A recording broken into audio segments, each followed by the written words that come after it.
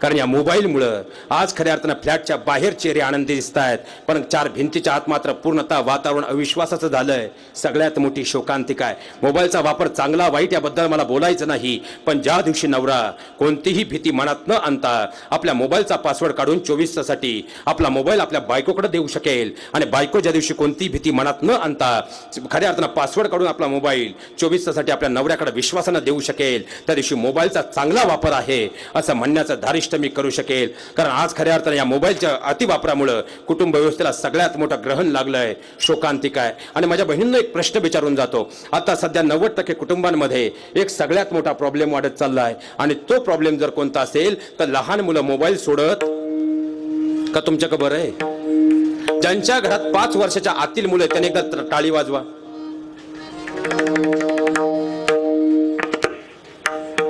बाकीच्यांचं काय झालं?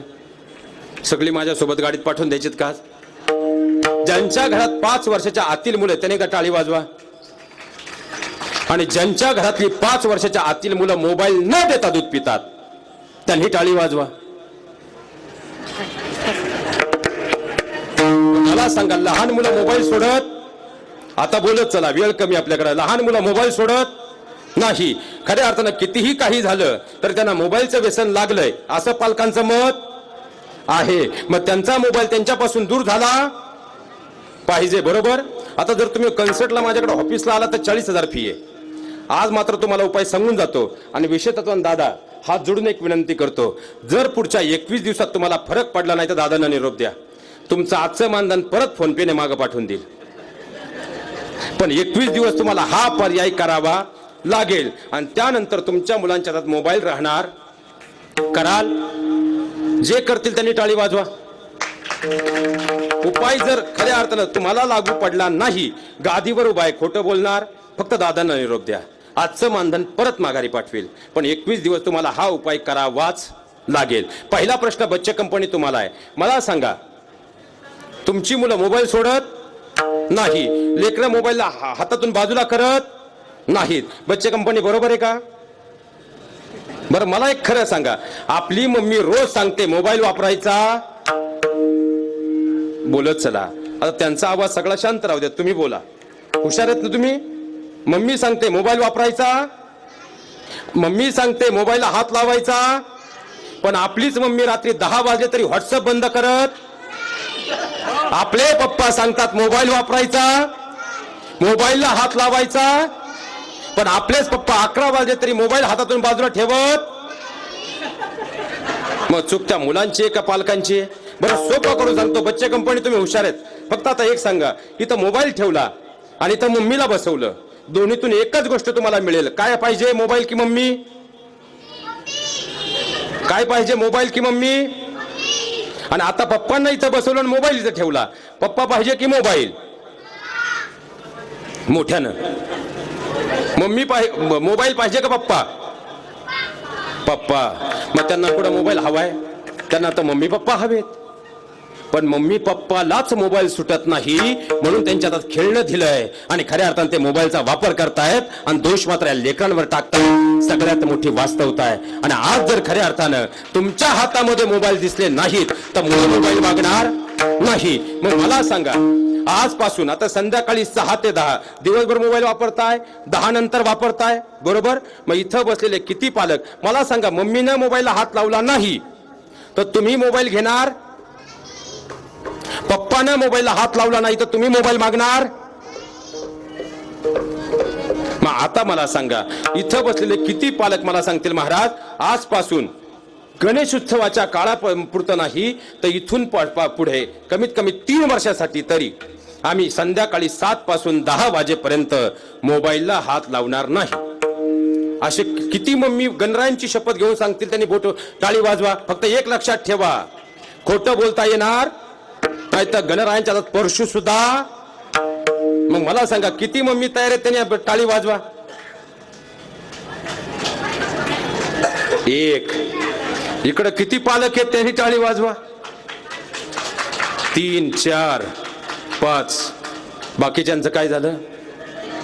म्हणजे जर आम्हीच मोबाईल सोडायला तयार नसू तर खऱ्या अर्थानं लेकरं मोबाईल सोडतील का? आणि याचं दुसरं कारण माझ्या बहिणींनो, विषय तत्वानं जिथं जेवढ्या शिक्षित माझ्या बहिणी आहेत, तुम्हाला हात जोडून एक विनंती मात्र करून जाणार आहे. तुमच्या लेकरांचे चाइल्ड सायकोलॉजी हाच माझा विषय म्हणून एक वाक्य सांगतो. जर तुमच्या लेकरांनी मोबाईल जवळ करू नये असं वाटत असेल, हात जोडून तुम्हाला एक विनंती करून जातो. फक्त जाताना गणेशोत्सवाच्या निमित्ताने एवढं वचन मला द्या, हीच या भावाची अपेक्षा आहे. कारण मलाही पुढचा कार्यक्रम आहे, पण आता शेवटी फक्त शेवटच्या 5 मिनिटं बोलतो. तुम्ही म्हणाल कदाचित लवकर, कारण 6:30ला सुरू झालं, पण शेवटी आज पर्याय नाही. फक्त शेवटी एक विनंती तुमच्याकडे मागून जातो. मागू फक्त माझ्या बहिणींना एक विनंती आहे. एक वेळ तुम्ही तुमच्या सासऱ्यांना उपाशी ठेवलत ना घरात तरी चालेल, पण हात जोडून तुम्हाला एक विनंती करून जातो, त्यांना फक्त त्यांच्या नातवंडांपासून मात्र कधी दूर करू नका. कारण एक वेळ घरातले आजी आजोबा अन्नाशिवाय आनंदानं जगू शकतील, पण त्यांची नातवंड जर त्यांच्यापासून दूर केली ते फार काळ जगू शकत नाही. आज प्रायव्हसीच्या नावाखाली कुटुंब व्यवस्थेमध्ये नोटांच्या तुटपुंच्या नोटांच्या बंडलांसाठी आणि लाखाच्या पॅकेजसाठी आज घरातले विद्यापीठ असणारे आजी आजोबा दूर जात आहेत. म्हणून तर मुलं आज टीव्ही किंवा मोबाईलचा सगळ्यात जास्त आधार घेत आहेत. सगळ्यात मोठी शोकांतिका आहे. हात जोडून तुम्हाला विनंती करतो, जर तुमच्या लेकराला एखादी भाजी आवडली नाही ना, तर तुम्ही त्याला 2 फटके देऊन ती भाजी खायला लावता. पण त्या घरात जर आजी आजोबा असतील तर आजोबा कधी त्या लेकराला मांडीवर घेतील, छोटी गोष्ट सांगतील, आणि नकळत न आवडणारी भाजी आजी कधी त्या लेकराच्या मुखात घालेल कळून सुद्धा येणार नाही. पण तेच आजी आजोबा आज जर कुटुंबातून घरातल्या कोपऱ्यात गेले असतील ना, तर तुम्ही कितीही प्रयत्न करा, तुमची लेकरं कधी घडणार नाहीत. आणि ज्या घरात आजी आजोबांना सन्मानाचं स्थान आहे, काळ कितीही बदलू द्या, तुमची लेकरं कधी बिघडणार नाहीत. हे सगळ्यात मोठं वास्तव आहे. आज UK सारख्या स्टेटमध्ये मुलगी जेव्हा सिझेरियनला आत नेली जाते तेव्हा ब्लड सॅम्पल सोबत आणखी एक रिपोर्ट तिथं अनिवार्य आहे, आणि तो म्हणजे ग्रेट पॅरेंटिंग वर्स, म्हणजे आदर्श पालक तत्व. ही आपल्याकडे शिकण्याची गोष्ट नाही, कारण आपल्या घरातल्या आजी आजोबा त्याचं विद्यापीठ आहे. पण परदेशामध्ये ग्रेट पॅरेंटिंग म्हणजे आदर्श पालक तत्व हा कोर्स केल्याशिवाय डिलिव्हरीला मुलीला आत घेतलं जात नाही. आपल्याकडे ती गरज का नाही, तर आपल्या घरात त्याचं विद्यापीठ म्हणजे आजी आजोबा आहे. पण तेच आजी आजोबा आज कुठेतरी घराच्या कोपऱ्याला बाजूला पडतायत. सगळ्यात मोठी शोकांतिका आहे. म्हणून माझ्या बहिणीनं जाताना भावाच्या नात्याने एक विनंती करून जातो, त्या आजी आजोबांचे डोळे मिटण्यापूर्वी त्यांच्या जीवनात जर विठ्ठल खरा कोण असेल ती त्यांची नातवंड आहेत. आणि नातवंडांनी डोळे उघडल्यानंतर त्यांच्या जीवनातला पहिला पंढरीचा परमात्मा कोण असेल ती म्हणजे त्यांच्या आजी आजोबा आहेत. त्या लेकरांना त्या आजी आजोबांपासून आणि आजी आजोबांना त्या नातवंडांपासून दूर करू नका. कारण आजोबा या शब्दाचा अर्थ आहे तोपर्यंत आपल्या कुटुंबाला बांधून ठेवणारा, जो म्हणजे जोपर्यंत या देहात प्राण आहे आपल्या कुटुंबाचा विचार करणारा, आणि बा म्हणजे कितीही गुडघे दुखत असतील तरी आपल्या नातवंडांसाठी पुन्हा बालपण जगणारा, ते म्हणजे आजोबा. तर आजी म्हणजे आहे तोपर्यंत आपल्या कुटुंबाची नाळ सांभाळणारी, आणि जी म्हणजे जिच्या खऱ्या अर्थानं मातृत्वाच्या बळावरती 3 पिढ्या घडतात ती म्हणजे आजी. म्हणून ते आजी आजोबांसाठी हात जोडून तुम्हाला शेवटची विनंती करतो. कारण महाराज, मला वाटतं आज रविवार आहे ना, आज रविवार आहे, आणि आता सध्या शहरी भागात परिस्थिती एवढी भयान बिकट झाली. त्या आजी आजोबांना नातवंडांपासून तुम्ही दूर करू लागलात. म्हणून तो काकुळतीला आलेली छोटी छोटी लेकरं सुद्धा आपल्या शिकलेल्या मॉडर्न मम्माचा हातात घेत आहेत, आणि काकुळतीला डोळ्यात पाणी आणून आपल्या आईला सांगतायत, उद्या परवा सुट्टी आहे पटकन येऊ जाऊन, उद्या परवा सुट्टी आहे पटकन येऊ जाऊन, चल ना ग मम्मी मला माझ्या आजी आजोबांकडे घेऊन. त्यांच्या थरथरणाऱ्या काठीला बळ मिळतं बळ, अगं त्यांच्या थरथरणाऱ्या काठीला बळ मिळतं बळ, त्यांच्या अंधुक झालेल्या नजरेला आभाळ मिळतं बळ. अगं थोडा तिथं प्रकाश करू आपण 2 रात्री राहून, चल ना ग मम्मी मला माझ्या आजी आजोबांकडे घेऊन. त्यांच्या खरभरीत झालेल्या हातानं निघतात म्हणती खाकर, त्यांच्या खरभरीत झालेल्या हातानं निघतात म्हणती खाकर, पण त्याच हातांनी जगवलीत ना ग आजपर्यंत कितीतरी पाखरं. काही तासांसाठी आपण पाखरं व्हायला जाऊ, चल ना ग मम्मी मला माझ्या आजी आजोबांकडे घेऊन. अगं हीच आपली दिवाळी समज, जाणं आणि येणं, हीच आपली दिवाळी समज, जाणं आणि येणं. कारण सिमेंट मध्ये रुतून बसलंय ग आता त्या गावचं बेनं. असं कोणतंच झाड नसतं जे स्वतः मुळं टाकतं खाऊन, चल ना ग मम्मी मला माझ्या आजी आजोबांकडे घेऊन. अगं फोनवरती त्यांच्या खोकलण्याचा तुला आवाज येत नाही, फोनवरती त्यांच्या खोकलण्याचा तुला आवाज येत नाही. हॅलो हॅलो म्हणत अलगत फोन कट करते, मला बाबांसोबत बोलायला सुद्धा देत नाही. अगं डोळे त्यांचे आसुसलेत ग माझ्यासाठी हिरवा चष्मा लावून, चल ना ग मम्मी मला माझ्या आजी आजोबांकडे घेऊन. गाडी नको आजोबांच्या पाठीवर मी खेळेल, गाडी नको आजोबांच्या पाठीवर मी खेळेल, नक्कीच तेव्हा त्या आत्म्याला खरा मोक्ष मिळेल. चल ना ग त्या पंढरीला येऊ पवित्र होऊन. चल ना ग मम्मी मला माझ्या आजी आजोबांकडे घेऊन, माझ्या आजी आजोबांकडे घेऊन. त्या आजी आजोबा म्हणजे घराचे प्राण आहे.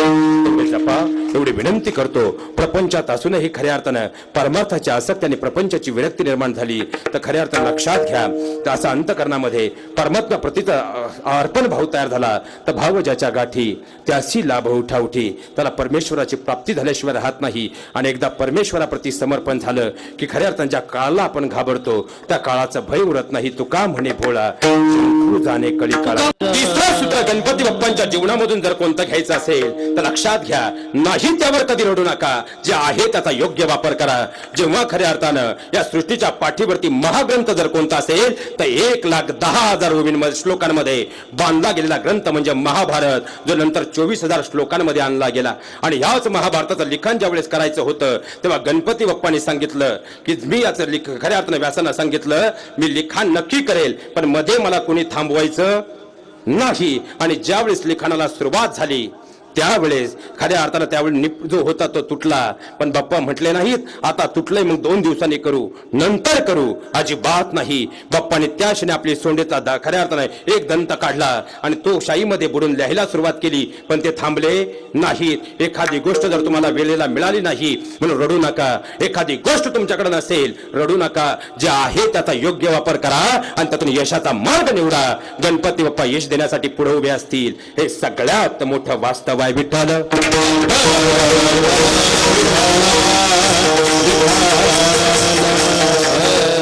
लक्षात घ्या महाराज, गणपती बाप्पांच्या जीवनातलं चौथं सूत्र कधी स्वतःची तुलना इतरांसोबत करू नका. आता मी असे अनेक लोक पाहिले ज्यांचा रंग सावळा आहे म्हणून त्यांच्या डोळ्यातला आत्मविश्वास कमी दिसतो, दातामध्ये फट आहे म्हणून ते हसताना घाबरतात. पण लक्षात ठेवा, अहो जर आम्ही खऱ्या अर्थानं शारीरिक व्यक्तिमत्वाच्या दृष्टीनं पाहिलं तर गणपती बाप्पांकडे जर आम्ही पाहिलं तर गणपती बाप्पांची केवढी मोठी सोंड आहे, केवढे मोठे कान आहेत, पोट म्हणजे किती मोठं आहे. मला सांग, डोळे छोटे छोटे आहेत, दिसायला कसं दिसतं. पण गणपती बाप्पांकडे पाहिलं तर गणपती बाप्पाने एवढी गोंडस मूर्ती दुसरी कुणाची दिसत नाही. कारण मनुष्य हा बाह्य रंगानं नाही, तेच चेहरे देखण्याचे प्रांजळांचे आरसे. माणूस बाहेरून नाही आतून निर्मळ असावा. तुम्ही दिसता कसे यापेक्षा तुम्ही वागता कसे. कारण बाह्य सौंदर्य काही काळापुरतं समाजाच्या लक्षात राहतं, पण जर आंतरिक कर्माचं सुगंध असेल तर आपण गेल्यानंतर पिढ्यानपिढ्या लक्षात राहतं. मग आता बाहेरून सौंदर्याला महत्व द्यायचं की गणरायांसारखं आंतरिक सौंदर्यानं परिपूर्ण व्हायचं,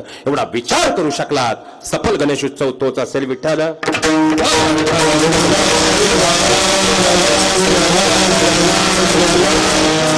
हात जोडून तुम्हाला विनंती करतो, खऱ्या अर्थाने ही 4 सूत्र आपल्या अंतःकरणामध्ये जपत असताना 5वं सूत्र एकच शिका. गणरायांच्या डोईवर मुकुट आहे, तो मुकुट आम्हाला सांगतो तुम्ही जन्माला कोणत्या घरात आलात, तुम्ही गरीब आहात की श्रीमंत आहात याला महत्व नाही, पण आपल्या जीवनामध्ये कर्मरेषा अशी आखावी लागेल की एक दिवस यशाचा मुकुट आपल्या डोक्यावर चढला पाहिजे.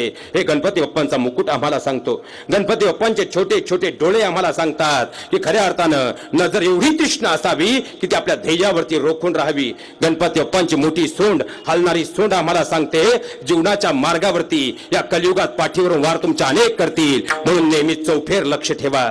गणपती बाप्पांचे मोठे मोठे कान आम्हाला सांगतात की यशस्वी जीवनात जर व्हायचं असेल त्यासाठी उत्तम श्रावक होणं गरजेचं आहे, आणि जो उत्तम श्रावक आहे तोच यशस्वी होऊ शकतो. म्हणून खऱ्या अर्थानं आपल्या कानांचा वापर चांगला ऐकण्यासाठी करा. गणपती बाप्पांचं पोट सांगतं की टीका सहन करायला शिका, कारण टीका हा शब्द उलटा वाचला त्याची होते काठी. या जे आपल्यावर टीका करतात त्या टीकेची काठी हातामध्ये धरा आणि तोच आधार बनून आपल्या जीवनामध्ये यशस्वी व्हा. गणपती बाप्पांच्या जीवनामध्ये खऱ्या अर्थानं त्यांच्या जीवनातली 4 हात आपल्याला सांगतात की जीवनात जर यशस्वी व्हायचं असेल तर आपल्या कुटुंबामध्ये संघटित राहा. आणि एवढ्या गोष्टी जर आमच्या जीवनात आम्ही साध्य करू शकलो, गणपती बाप्पा कुठेही शोधावे लागणार नाहीत, ते आमच्या अंतरीच आम्हाला सापडतील. आणि ज्या दिवशी गणपती बाप्पा आमच्या अंतरी विराजमान होतील तेव्हा गणेशोत्सवाचा मूळ हेतू साध्य होईल. हे सगळ्यात मोठं वास्तव आहे विठ्ठल.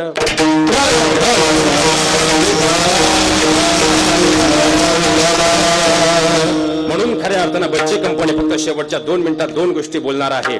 मला सांगा, कारण आता सध्या वाढलेली सगळ्यात मोठी समस्या, महाराज कदाचित तुमच्या मनात एक विचारही आला असेल, जवळजवळ महाराज पावणे 2 तास प्रपंचावर बोलले. मी 2 कथा सांगूनही इथून जाऊ शकलो असतो, पण लक्षात घ्या महाराज, आज खऱ्या अर्थाने या व्यासपीठावरून एक वाक्य बोलून जातो. आजपर्यंत महाराष्ट्रातल्या कोणत्याच गावात परत तारीख मिळावी म्हणून कधी गेलो नाही आणि आयुष्याच्या शेवटच्या श्वासापर्यंत परत तारीख मिळावी म्हणून कधी जाणार नाही. पण आज बदललेली परिस्थिती इतकी भयान वेगानं बदलतीये. आज जर वेळेत त्यात बदल झाला नाही तर मागं पुन्हा फिरता आलं नाही तर त्या कुटुंबाची होणारी अवस्था शब्दांमध्ये मांडता येत नाही. म्हणून कुठेतरी आता वास्तव प्रबोधन होणं ही काळाची गरज आहे. म्हणून खऱ्या अर्थानं बोलण्याचा प्रयत्न करतो. हात जोडून इथं बसलेल्या सगळ्यांना एक विनंती आहे, सध्या सगळ्यात मोठं जर दुःख कोणतं असेल तर बाळांनो, हात जोडून तुम्हाला जाताना एक विनंती करू, माझं ऐकणार नक्की? मला सांगा, कारण सध्या सगळ्यात मोठी समस्या जर कोणती असेल, तुम्हाला वाटत असेल ना गणपती बाप्पा घरी यावेत तर घराचा स्वर्ग करावा लागेल, पण ज्या घराचा स्वर्ग होणं अपेक्षित आहे त्याच घरामध्ये आज जर गणपती बाप्पा आल्यानंतर आम्ही मोबाईलमध्ये दंग असू आणि मोबाईलच्या नादात स्वतःला वेढून घेतलेला असू तर खऱ्या अर्थानं गणपती बाप्पा आमच्याकडे लक्ष देतील का?